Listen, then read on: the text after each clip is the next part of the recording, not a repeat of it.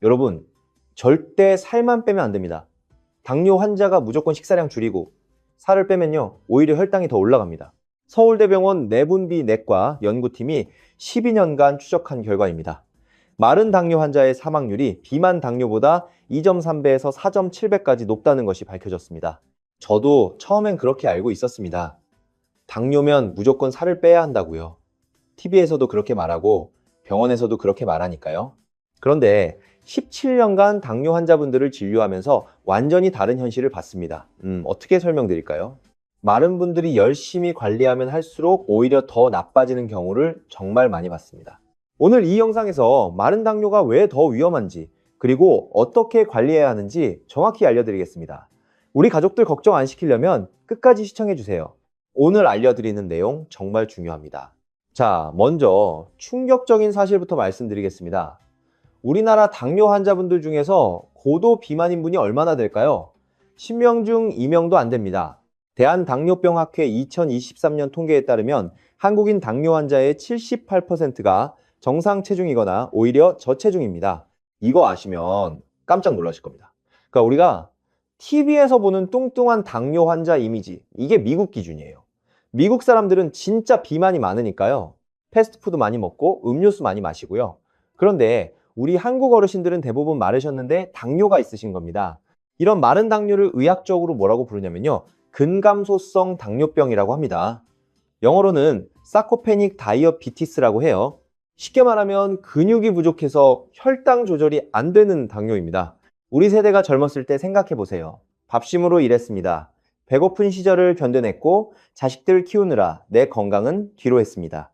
새벽부터 밤까지 일하고 좋은 것은 자식들 먼저 먹이고요. 그때 제대로 못 먹어서 지금 근육이 부족한 거예요. 이건 우리 잘못이 아닙니다. 시대가 그랬던 겁니다. 자, 여기서 중요한 질문 하나 드리겠습니다. 여러분 스스로 한번 체크해 보세요. 혹시 아침에 밥 드시고 나면 유난히 졸리시거나 피곤하신 적 있으신가요? 아니면 조금만 걸어도 다리에 힘이 빠지신다거나, 계단 오르기가 예전보다 많이 힘드시다거나, 의자에서 일어날 때 팔걸이를 짚어야 하신다거나, 이런 증상이 하나라도 있으시면은 마른 당뇨의 전형적인 신호입니다. 그냥 나이 들어서 그런 거라고 생각하시면 안 됩니다. 왜 이런 일이 벌어지냐면요, 우리 몸에서 혈당을 처리하는 가장 큰 공장이 바로 근육이거든요. 세브란스 병원 당뇨센터 연구에 따르면 식후 혈당의 약 73%를 근육에서 처리합니다. 10 중에 7 이상을 근육이 처리하는 거예요.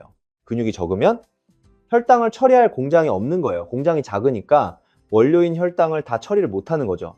그래서 혈당이 계속 높은 상태로 혈액 속을 돌아다니는 겁니다. 갈 데가 없으니까요. 제가 실제로 진료했던 환자분 이야기를 해드릴게요. 부산 해운대에 사시는 67세 김순자 어르신이셨는데요. 이분이 저한테 처음 오셨을 때 정말 안타까웠습니다. 키 158cm에 체중이 47kg이셨어요. 마르셨죠? 팔다리가 가늘고 얼굴도 수척하셨어요. 그런데 당화혈색소가 얼마였냐면 9.4%였습니다. 정상이 5.7% 미만인데 9.4%면 상당히 높은 겁니다. 합병증이 올 수 있는 수준이에요. 이 어르신이 뭐라고 하셨냐면요, 선생님, 저 밥도 거의 안 먹고 매일 1시간씩 걷는데 왜 혈당이 안 떨어져요? 제가 뭘 잘못하고 있는 건가요? 더 굶어야 하나요? 라고 하셨어요. 눈에 눈물이 그렁그렁 맺히셨더라고요. 이건 정말 안타까운 상황이었습니다. 열심히 관리하시는데 방향이 완전히 잘못된 거였어요. 노력은 누구보다 하셨는데 결과는 정반대로 나온 거죠. 자, 왜 이런 일이 벌어지는지 원리를 설명드리겠습니다. 좀 복잡할 수 있는데 쉽게 설명해 드릴 테니까 잘 따라와 주세요. 우리 몸에서 혈당을 조절하는 시스템은 크게 세 가지입니다. 첫째, 췌장에서 인슐린을 분비합니다. 인슐린은 열쇠와 같아요. 세포문을 열어서 혈당이 들어가게 해주는 열쇠입니다. 열쇠가 없으면 문이 안 열리겠죠? 아무리 혈당이 많아도 세포 안으로 못 들어가는 거예요. 둘째, 근육이 혈당을 받아서 에너지로 씁니다. 근육이 공장이라면 혈당은 원료인 거죠. 공장이 크면 원료를 많이 처리할 수 있고, 공장이 작으면 처리량이 적겠죠. 대기업 공장이랑 동네 작은 공장이랑 생산량이 다르잖아요. 그런 거예요. 셋째, 간에서 혈당을 저장하거나 내보냅니다. 간은 창고 역할을 해요. 필요하면 꺼내 쓰고 남으면 저장하는 겁니다. 자, 그런데 마른 당뇨 환자분들은 어떤 상태일까요? 근육이 적으니까 공장이 작은 거예요. 아무리 인슐린이라는 열쇠가 문을 열어도 들어갈 공장이 없는 겁니다. 그래서 혈당이 계속 혈액 속을 떠돌아다니는 거예요. 갈 데가 없으니까요. 이해되시죠? 따라오고 계시죠? 더 심각한 문제가 있습니다. 여기서부터 정말 중요한 이야기입니다. 이 상태에서 식사량을 더 줄이면 어떻게 될까요? 우리 몸은 에너지가 부족하면 비상 모드에 들어갑니다. 그러면 근육을 분해해서 에너지로 씁니다. 잠깐 다시 말씀드릴게요. 이게 정말 중요합니다. 밥을 안 먹으면 살이 빠지는 게 아니라 근육이 먼저 빠집니다. 왜냐하면 우리 몸은 생존이 최우선이거든요. 에너지가 부족하면 당장 필요 없어 보이는 근육을 분해해서 에너지로 쓰는 겁니다. 지방은 비상시를 위해 아껴두고요. 진화적으로 그렇게 프로그래밍이 되어 있어요. 옛날에 먹을 게 없던 시절에 살아남으려면 그래야 했거든요. 국립암센터 연구에 따르면 60대 이상에서 체중 감량 시 빠지는 무게의 약 38%가 근육이라고 합니다. 젊은 사람은 23%인데 우리 어르신들은 38%예요. 거의 2배입니다. 나이가 들수록 근육이 더 잘 빠진다는 거예요. 그러니까 마른 당뇨 환자분이 밥을 안 드시면 근육이 더 빠지고, 근육이 빠지면 혈당 처리 능력이 더 떨어지고, 혈당이 더 올라가고, 그러면 또 더 안 드시려고 하고. 이게 악순환이에요. 진짜 무서운 악순환입니다. 한번 빠지면 빠져나오기가 정말 어렵습니다. 대한당뇨병학회 학술지에 발표된 연구를 보면요, 이 악순환에 빠진 마른 당뇨 환자의 합병증 발생률이 일반 당뇨 환자보다 1.8배 높았다고 합니다. 눈, 신장, 심장, 신경 등의 합병증이 더 빨리, 더 심하게 온다는 거예요. 정말 무서운 일입니다. 아까 말씀드린 67세 김순자 어르신도 이 악순환에 빠지셨던 거예요. 1시간 걷기 운동도 문제였습니다. 왜냐하면 기력이 약한 상태에서 무리하게 운동을 하시면요, 운동하는데 기운을 다 써버려서 내장기관들이 혈당을 조절할 여력이 없어지거든요. 삼성서울병원 스포츠의학센터 연구에 따르면 저체중 당뇨 환자가 고강도 운동을 했을 때 운동 후 혈당이 오히려 평균 27mg DL 상승했다고 합니다. 운동했는데 혈당이 올라간 거예요. 이게 바로 마른 당뇨의 역설입니다. 운동이 좋다고 해서 무조건 많이 하면 안 되는 거예요. 내 체력 범위 안에서 해야 합니다. 또 하나 실제 사례를 말씀드리겠습니다. 인천 부평에 사시는 72세 박정숙 어르신이셨는데요. 이분은 주변에서 현미밥이 좋다고 해서 매일 현미밥만 드셨어요. 그리고 매일 아침 6시에 일어나서 뒷산을 1시간 반씩 오르셨습니다. 비가 오나 눈이 오나 하루도 안 빠지고요. 정말 열심히 관리하신 거죠. 그런데 결과가 어땠을까요? 6개월 후에 체중이 52kg에서 46kg로 6kg나 빠졌어요. 근육이 다 빠진 거예요. 당화 혈색소는 7.8%에서 오히려 9.2%로 올라갔습니다. 열심히 했는데 더 나빠진 거예요. 이분이 저한테 오셔가지고 뭐라고 하셨냐면요. 선생님, 저 정말 열심히 했어요. 새벽에 일어나서 산도 오르고 현미밥만 먹고요. 왜 이렇게 됐을까요? 이제 뭘 어떻게 해야 할지 모르겠어요 라고 하셨어요. 목소리가 떨리시더라고요. 저도 마음이 정말 아팠습니다. 잘못된 정보 때문에 고생하시는 분들이 너무 많아요. 그래서 오늘 이 영상을 만드는 겁니다. 제대로 된 정보를 알려드리고 싶어서요. 자, 그러면 어떻게 해야 할까요? 여기서부터 희망적인 이야기입니다. 다행히 방법이 있습니다. 어렵지 않아요. 제가 17년간 당뇨 진료를 하면서 마른 당뇨 환자분들께 가장 먼저 권하는 음식이 있습니다. 추어탕입니다. 네, 미꾸라지 들어간 그 추어탕이요. 왜 추어탕이냐면요, 3가지 이유가 있습니다. 첫째, 양질의 단백질이 풍부합니다. 미꾸라지 100g의 단백질이 약 19g 들어있어요. 계란 3개 분량입니다. 그리고 이게 푹 끓여져서 소화 흡수가 정말 잘 됩니다. 딱딱한 고기 씹어서 먹는 것보다 훨씬 소화가 잘 돼요. 어르신들 치아가 안 좋으셔도 드시기 편합니다. 둘째, 탄수화물이 거의 없습니다. 추어탕 한 그릇에 탄수화물이 약 8g 밖에 안 돼요. 밥 한 공기가 65g인데 비교하면 거의 없는 수준이죠. 그래서 혈당 부담이 적습니다. 마음 놓고 드셔도 혈당 걱정이 없어요. 셋째, 한의학적으로 기력을 보강합니다. 미꾸라지는 한약명으로 추어라고 하는데요. 비위의 기운을 보강하고 신장의 기력을 높여주는 효능이 있습니다. 쉽게 말하면 소화력과 기초체력을 동시에 올려주는 거예요. 우리 전통의학에서 수백 년간 검증된 보양식입니다. 할머니, 할아버지, 세대부터 먹어온 음식이에요. 제가 실제 환자 사례를 하나 더 말씀드릴게요. 이 이야기는 정말 드라마 같습니다. 대전 유성에 사시는 71세 이영호 어르신이셨는데요. 키 178cm에 체중 59kg이셨어요. 키에 비해 많이 마르신 편이시죠? 그런데 당화혈색소가 무려 15% 이상이었습니다.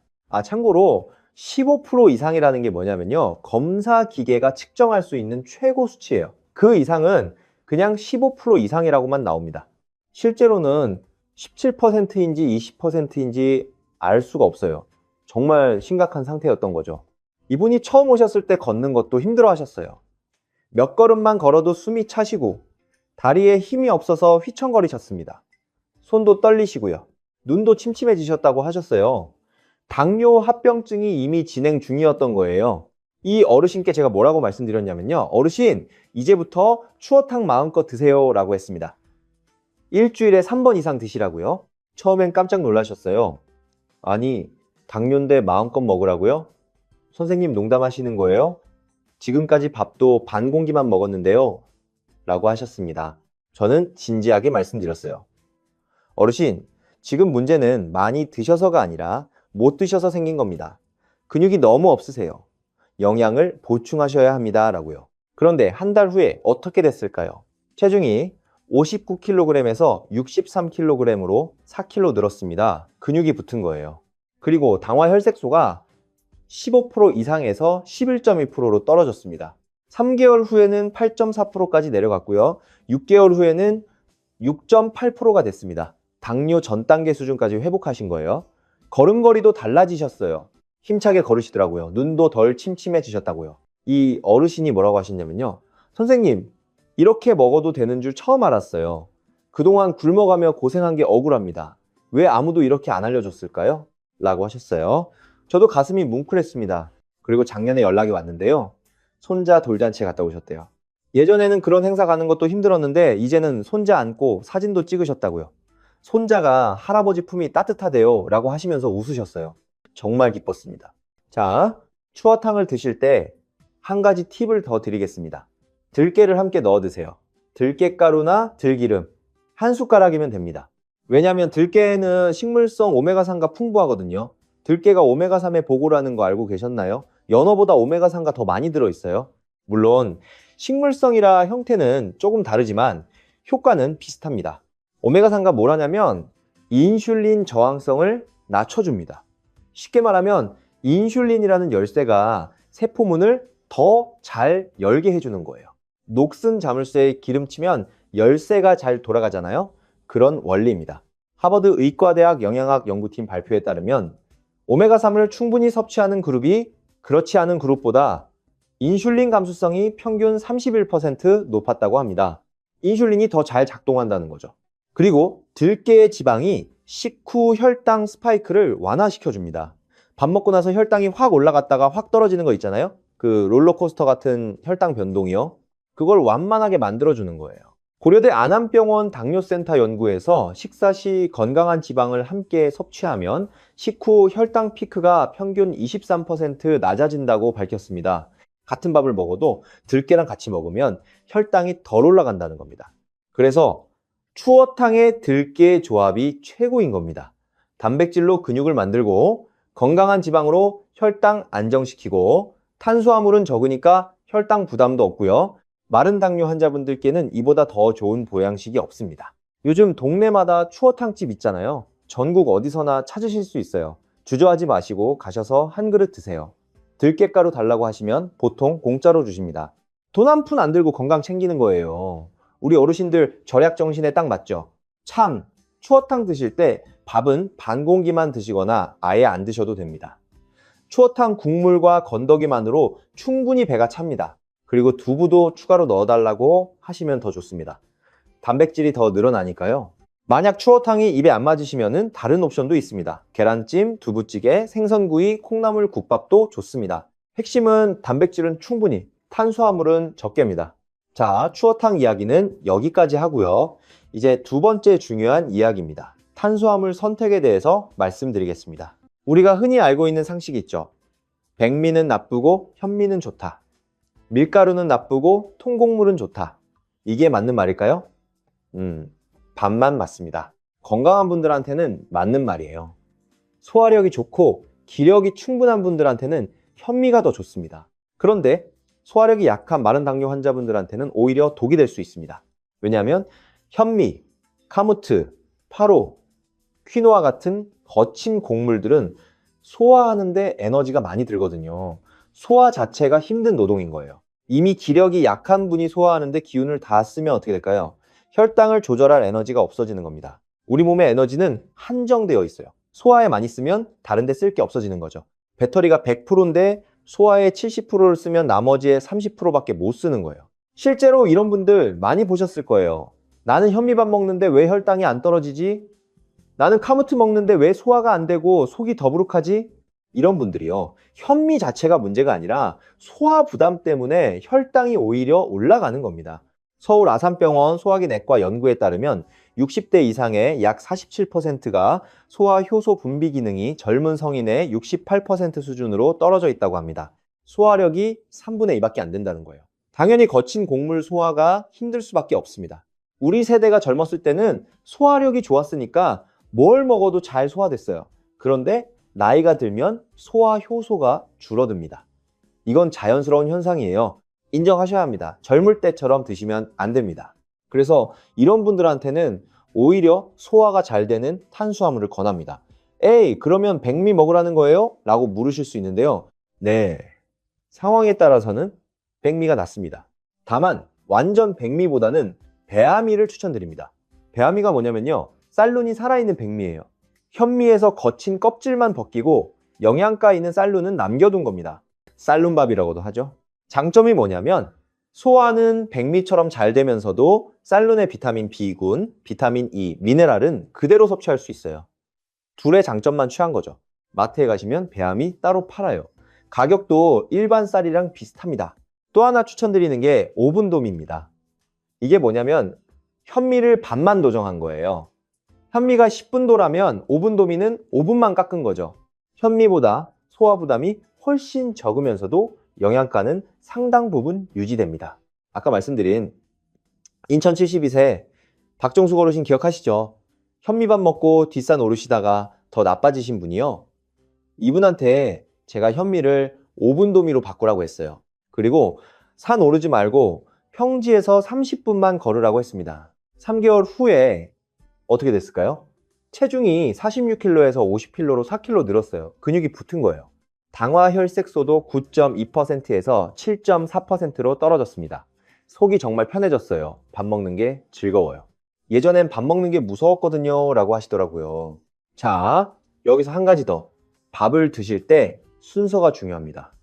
이건 정말 중요한 팁입니다. 밥부터 먹지 마세요. 채소나 단백질을 먼저 드시고 밥을 나중에 드세요. 이게 왜 중요하냐면요, 혈당 상승 속도가 완전히 달라집니다.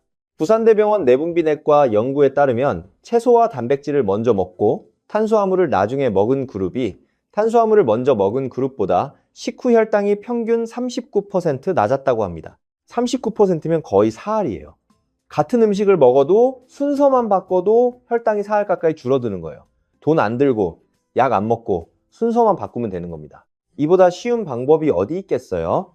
왜 이런 효과가 있냐면요, 채소의 식이섬유와 단백질이 위에 먼저 들어가면 탄수화물 흡수 속도가 느려지거든요. 방파제 같은 역할을 하는 거예요. 밥이 갑자기 확 흡수되는 걸 막아주는 거죠. 그래서 식사 순서 정리해 드리겠습니다. 이거 꼭 기억하세요. 첫째, 물 한 잔을 천천히 마십니다.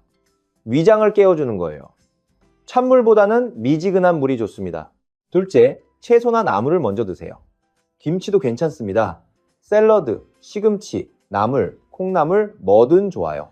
셋째, 단백질을 드세요. 생선, 두부, 계란, 고기 등이요. 반찬에 있는 것들 먼저 드시면 됩니다. 넷째, 밥을 드세요.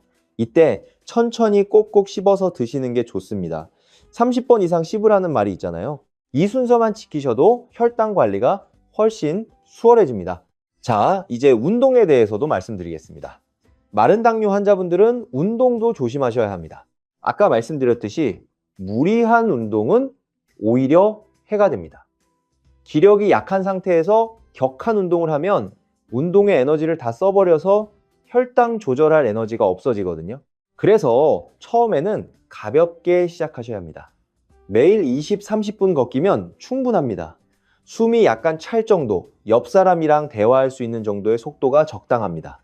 헐떡거리면 과한 거예요. 기력이 좀 회복되시면 그때 근력 운동을 추가하시면 좋습니다. 집에서 할 수 있는 간단한 운동 하나 알려드릴게요. 의자 스쿼트예요. 의자에 앉았다 일어났다 하는 거예요. 의자 앞에 서서 천천히 앉았다가 다시 일어나는 겁니다. 하루에 10번씩 3세트만 하셔도 허벅지 근육이 붙습니다. 허벅지 근육이 우리 몸에서 가장 큰 근육이거든요. 여기에 근육이 붙으면 혈당 처리 능력이 확 좋아집니다. 처음엔 5번도 힘드실 수 있어요. 괜찮습니다. 5번부터 시작하세요. 익숙해지면 10번, 15번으로 늘리시면 됩니다. 자, 이제 마른 당뇨 관리의 3가지 핵심 원칙을 정리해 드리겠습니다. 이것만 기억하시면 됩니다. 오늘 영상에서 가장 중요한 부분입니다. 첫 번째 원칙, 혈당보다 기력이 우선입니다. 당장 혈당 수치에만 집착하시면 안 됩니다. 혈당계 보면서 숫자에 스트레스 받으시는 분들 많으시죠? 기력이 없는 상태에서 혈당만 낮추려고 하면은 악순환에 빠집니다. 먼저 기력을 회복하세요. 기력이 회복되면 혈당은 자연스럽게 따라옵니다. 순서가 중요합니다. 아침에 일어났을 때 개운하신가요? 하루 종일 활동하실 힘이 있으신가요? 이게 혈당 수치보다 더 중요한 지표입니다. 공복 혈당이 130이어도 기력이 좋으면 괜찮아요. 하지만 공복 혈당이 110이어도 기력이 없으면 문제입니다.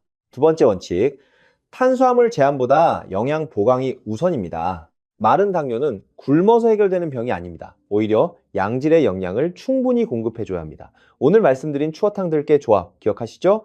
이렇게 단백질과 건강한 지방을 잘 챙겨 드시면 체중도 서서히 늘고 근육도 붙고 혈당도 안정됩니다. 절대 굶지 마세요. 굶으면 근육이 빠지고 상황이 더 나빠집니다. 밥 양을 줄이시더라도 단백질은 충분히 드셔야 합니다. 계란, 두부, 생선, 고기, 콩 등을 몇 끼니 챙겨 드세요. 세 번째 원칙, 무리한 운동보다 적절한 운동입니다. 체력에 부담이 안 되는 선에서 가볍게 운동하세요. 매일 30분 걷기면 충분합니다. 숨이 차거나 힘들면 그건 과한 거예요. 운동하다가 쓰러지시면 안 됩니다. 운동 후에 기분이 상쾌하고 에너지가 생기면 적절한 거고 운동 후에 피곤하고 지치면 과한 겁니다. 내 몸이 보내는 신호에 귀 기울이세요. 몸은 거짓말을 안 합니다. 자, 오늘 말씀드린 내용 정리해 드리겠습니다. 하나, 마른 당뇨는 살 빼면 안 됩니다. 오히려 영양을 보강해야 합니다. 근육이 부족해서 혈당 조절이 안 되는 거니까요. 둘, 추어탕에 들깨 조합이 최고의 보양식입니다. 일주일에 2, 3번 드세요. 단백질 보충하고 혈당 부담 없고 기력도 올라갑니다. 셋, 현미보다 배암이나 오분도미가 소화력 약한 분들께 낫습니다. 소화 부담이 줄어야 혈당도 안정됩니다. 넷, 식사 순서는 물, 채소, 단백질, 밥 순서로 드세요. 이것만 해도 혈당이 39% 낮아집니다.